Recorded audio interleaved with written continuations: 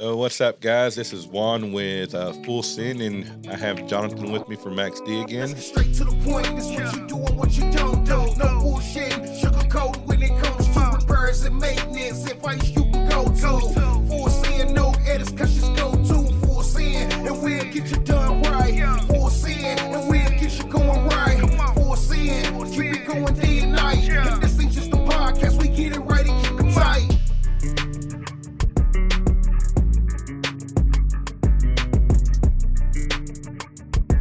If you know, he was with me on the podcast there at NATDA last month, actually. So time has flown. 30 days have passed since then.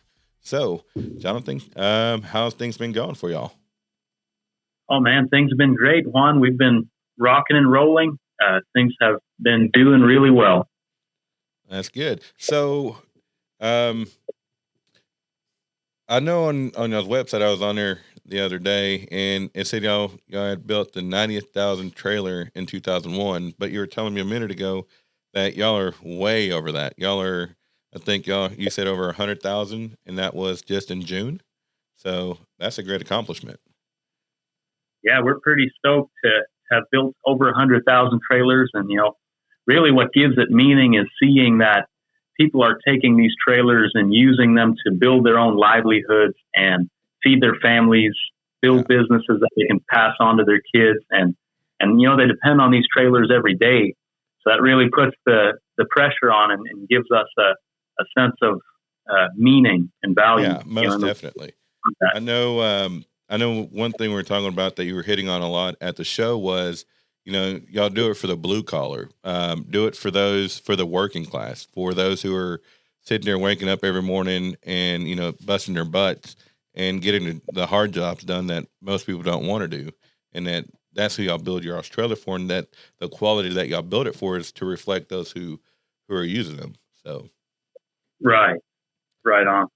Yes, sir. So Johnathan, how long have you been there with Maxx-d? That's a good question. I started back in 2008. Okay. Which I was 18 at the time, fresh out of high school. I had done a few other jobs at the time and moved from Western Texas to East Texas here close to Paris, where Maxx-d is at. And I worked there for several years. I went and did a few other things. My wife and I have done missions overseas in Haiti and Nicaragua and Africa. So we've kind of done a few different things. So I've been here and I've been off doing other things. But it's been since 2008. So when you came on, or what role were you in when you came on to Maxx-d? I got to start in the stacking bay. So basically stacking trailers, nailing together wood blocks, operating the crane, hauling trailers in from the yard to stack on semis, building ground loads to ship to our dealers. Okay, so you started from the bottom and you just scaled your way up. So that's great. Congratulations on that. So you've seen a lot of growth in the company, and you, from what I can tell, from 2008 to now to present time. So you've seen it grow and seen the company hit all those different milestones that it set. What is one of those memorable ones that you could say that really stuck with you and that, that was like that awe moment? Yeah, I think one of the key moments that I remember, and there's been quite a few over the years, but I remember, I believe it was in 2014 or 15, when we had a goal to hit 20 million in revenue. Okay. That's a big number. And that was kind of felt like the turning point, from 20 million and down. It was kind of mom and pop, we were still putting our big boy pants on. And after 20 million, it really felt like the systems, the processes, the different things, the structure that is required to grow past that, really, they were great. It was a huge project to get from 20, to basically break that barrier. And that was a huge milestone for us. We really started implementing structure in our company, in our leadership, and looking at, why are we doing what we are doing, and how do we need to do it? How can we build something that's going to last? Those we don't core want to values. just, what are our core values? What's our mission? What's our vision? And that's really the turning point there for us. I see that traction book behind you, which is EOS, and that's something new that we're starting here at our shop, and it's great. It's very eye-opening. It sets a great structure, and it's to the point, very clear. It's the scorecard is what I love. It's on track, off track. It's you set your goals and you tackle it. And then you get yourself to-do list, 7-day to-do list. You have your rocks. So how long has Maxx-d been implementing, EOS? We implemented EOS about 3 years ago, give or take. I had read the book several years back and had been really impressed. I had a business mentor of mine that recommended it and used it in his businesses. And I mentioned it to my brother-in-law, who's the CEO of the company. And I said, hey, you should check this book out. You should read it. We're growing this company, and we really need to look at what kind of structures do we need to take it from, just a simple mom and pop to take it into that next build it into a real sustainable business. Yeah. And which it was a sustainable business, but to really scale it, right, to grow it beyond where we were at right now. And so we wound up, eventually he had another guy recommend the book to him. He took the book, read it, and we decided to implement it not long after that. So it's been really good. The key thing, what I love there is the vision. Me being a visionary, I love to see how, you can take this goal and break it down into something tangible and say, hey, we're in a direction, and say, we're going to go this way. We're going to do this. Come on, let's go, guys. Let's go get after it. Let's do this. And then you take your whole company and orient it toward that goal. So everything you have, there's the 6 different areas of your business, which is you have the vision, you have the people, you have the data, you have the processes, and you have what they call traction. Yeah. And then you also have there's one more I'm missing. Man, that's bad of me. Maybe you can help me out here, Juan. It's you got people, data, processes, traction, vision, and issues. So that's the one I missed. Yeah, and it's great because it's just an eye opener, because a lot of the times with us, from our company, we went from $4 million, $5 million a year in revenue to in 2001, we went to a $16 million company in revenue. So we were doing it, and it's like you said, we were a sustainable company, but we really didn't have that traction. We didn't have that vision. We had a vision, but we had 20 different visions going 20 different ways of what we wanted to see the company grow and how we wanted to see it grow and how we wanted it to get there, in which they were all great. But now with this, I see that we're all in one accord. We're all in one mind track of one vision, one mindset. This is our goal. This is our rocks that we have to tackle. Each department gets their rocks. Each department has their issues and their to-dos. And we're able to, instead of we have a lot of rabbit holes, because we'll get on one subject, and all of a sudden that subject spawns up another issue that we had, and we just rabbit trail until there's another rabbit trail to go. So we never really solved that one issue. And what this has done with us here is just been able to take all of our, I love the IDS part of it, just identify, discuss, and solve. Because it's point blank, period. There's no politicking in it. There's no repeating the same thing over and over. It's identify the issue, discuss it, and then have the solve for it.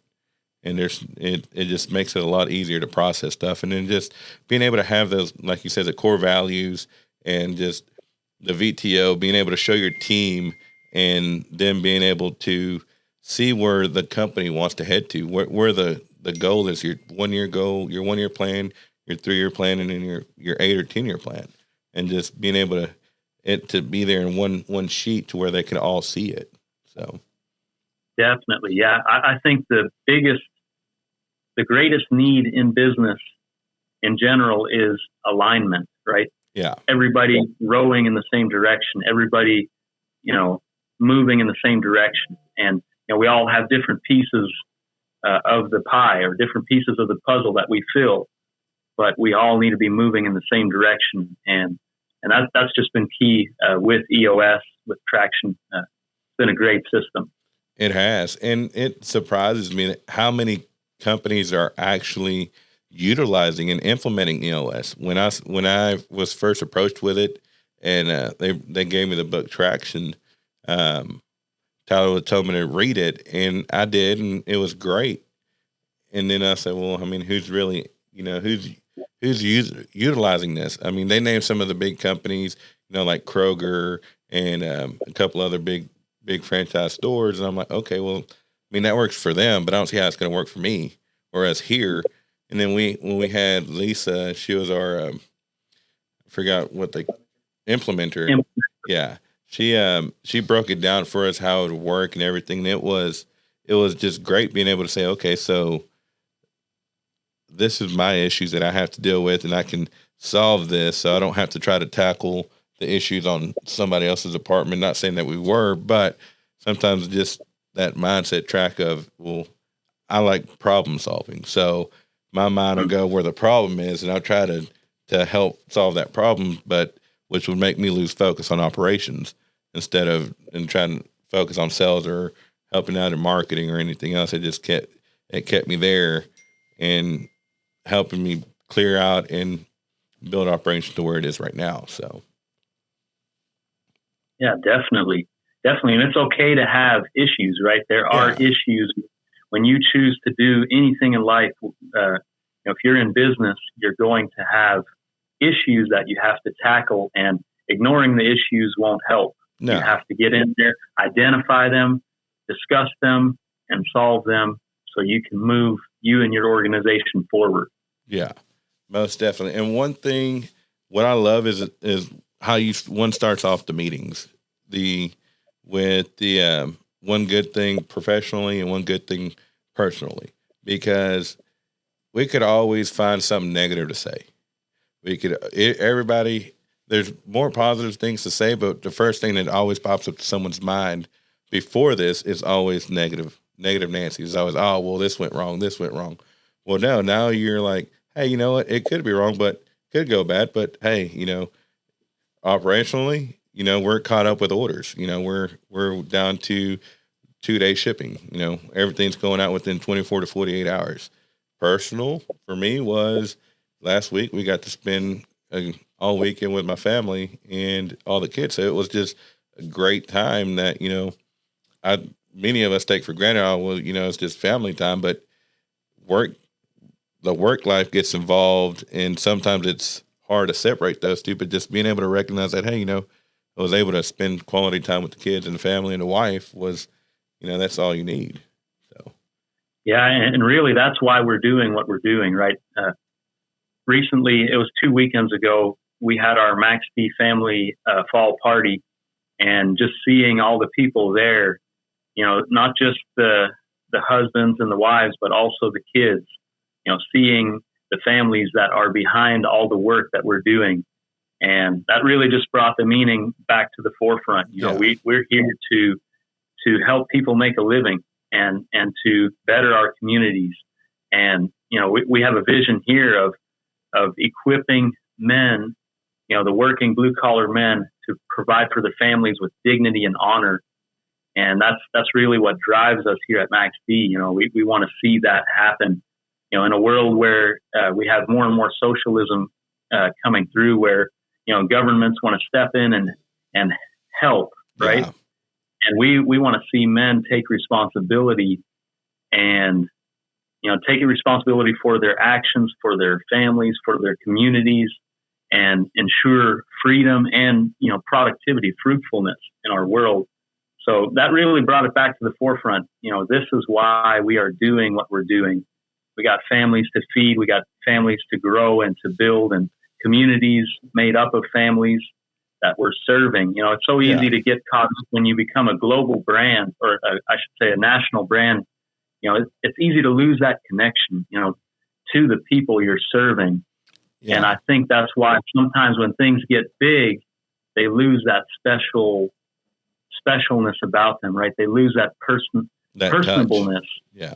And you know, here at Maxx-d, we're really fighting to get that back, you know, to get that personableness back and restore the connection to the people we're serving. You know, our vendors, you know, our team members here at the production facility, and just everybody, our dealers out there.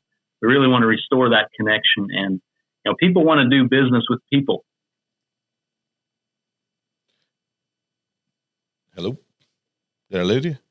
You still there? Okay, yeah, it just went silent. So, no, most definitely. The and kind of aligning with y'all's our vision, or our, you know, bread and butter is providing solutions faster for doers can do.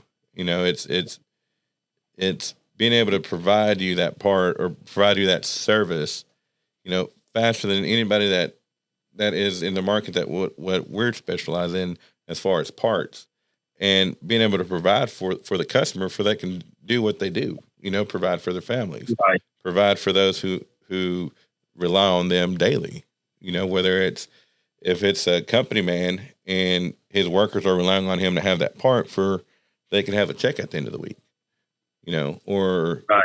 You know, that self-employed entrepreneur who's, you know, has roll-offs, or has doing hot shot, or doing landscaping, who's relying on those axles or those parts, or, you know, on something simple as lights or a hinge, that is keeping him from doing that task, that's keeping him from providing for his family. So, you know, ours was, you know, providing solutions faster than anybody else for that doers can do. And I think it fits perfect for our company here. And when we shared that with everybody and shared personal experiences and personal,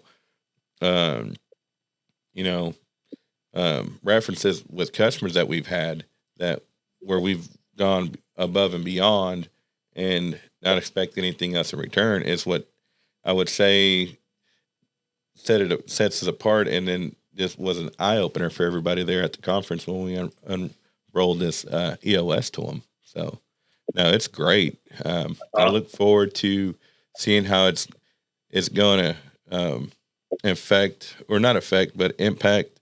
all the workers here and all the team members here. And that way every voice is heard. And that's the beauty of it. You know, everybody's voice is going to be heard with EOS and the way it is that everything's implemented, so that nobody can say, oh, well, you know, they didn't listen to what I said. Well, now everybody has a voice. If you don't speak up, then it's just, you know, you're not being transparent enough and which is one of our core values, is transparency. So that's important. Yeah. Yeah. But no, it's great. So we're barely starting with EOS. So what's one thing you could give me some advice on, as far as, you know, rolling it out with my team, and just in our first individual team meetings that we have? What would be one advice you would have? I would say one thing is, you know, a lot of people don't like change, right? We kind of get settled into routine. So you got to give the why, right? Why are we going to do this? Well, we want to do this because this is going to make us more productive with less stress and better relationships, right? It's going to make our business healthier, not just bigger, right? And I think in America, and even in the trailer industry, there's a lot of movement toward bigger. And I think more emphasis needs to be placed on healthier, and then let it grow from that health. Let it grow. So that's what EOS does. It helps you build a healthier business. Yes, it will help you scale your business, but it will also help you grow a healthy business. So, and I guess the second thing would be, for a visionary like me, I think, hey guys, this is what we're going to do. Hey, come on guys, let's go do this. And you share it once and you expect that everybody's going to get it. And the fact of the matter is, I think it's even in traction that the authors, they say, you've got to tell the people the vision 7 times before it even connects with people at all. And so it's not even just 7 times and like, all right, we've shared the vision. Here we go.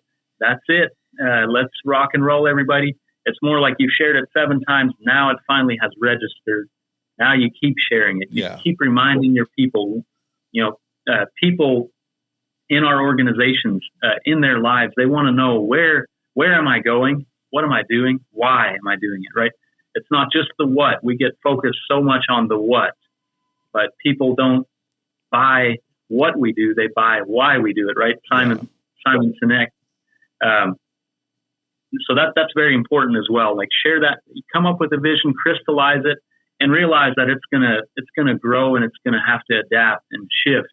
But you have a direction, you move your people, your organization into that direction, you align them, and you keep reminding them this is where we're going and this is why we're doing that. Yeah, no, most definitely appreciate that advice, and I would definitely, just focus on the why and drive hard on that and just explain to them why we're doing this, and just to simplify the whole process of everything. And so you said you're visionary. So are you the visionary? Do you sit on the accountability chart as a visionary, or where? No, I don't. Not officially. I guess you could say it's my personality. It's always been something I'm usually thinking in the future, and which in marketing, if you're not ahead, you're already behind, right? If you're current, you're behind. So you really got to look into the future. Where is my industry going, right? Where is technology leading us? What are the demographics showing us? What direction is the culture going into, and what kind of future do we want to create, right? Because I believe we were created by God, and He has put us here. He's put men here to shape the world, right? He created this world, and now He put mankind on this earth to shape it, to subdue it, to have dominion over it. And that means, you got to put in the work, right? And you've got to also, don't just let, if you let your yard just be, what's going to happen? And it's going to look terrible, right? It might have stickers or weeds, or, back in West Texas, we always had these stickers that would poke you if you didn't spray and if you didn't cut and plant grass and whatever. So we've got to take dominion, and we've got to take initiative. And that's what I would call being a visionary, right? Saying this is something worth going after. Let's go there, right? Let's shape this world. Let's do things. Let's make something new, right?